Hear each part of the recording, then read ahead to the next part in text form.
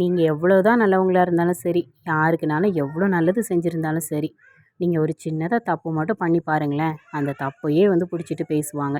இவ்வளோத்துக்கும் நீங்கள் செஞ்ச தப்பில் அவங்களுக்கு எந்த ஒரு கஷ்டமும் ஆயிருக்காது. உங்களோட ஃபேமிலி மெம்பர்ஸ்க்கு தான் வேணால் கஷ்டம் ஆயிருக்கலாம். ஆனாலும் நீங்கள் பண்ண தப்பை பெரிய விஷயமா பேசுகிறது நான் சொன்னேன் பார்த்தீங்களா, இந்த நபராக தான் இருக்கும். அதுவும் அது வேறு யாராவும் இருக்க மாட்டாங்க. நீங்கள் ரொம்ப ரொம்ப நம்பியிருப்பீங்க பார்த்தீங்களா? நீங்கள் என்ன பண்ணாலுமே உங்கள குறை சொல்ல மாட்டாங்கன்னு சொல்லி நம்பியிருப்பீங்க இல்லையா? அந்த மாதிரி ஆளுங்க தான் உங்கள கண்டிப்பாக தப்பாகவே பேசுவாங்க. நீங்கள் பண்ண சின்ன ஒரு விஷயத்த கூட பெருசா பேசுவாங்க. ஏதோ ஒரு தப்பு பண்ணிட்டோம் அப்படின்னாலுமே, நம்ம இவ்வளோ நாள் அவங்களுக்கு பண்ண நல்ல விஷயங்கள், நம்ம அவங்கள பற்றி நினச்சிருந்தது எல்லாத்தையுமே ஒரு நிமிஷத்தில் மாற்றிருவாங்க. இதுதாங்க மனுஷங்க.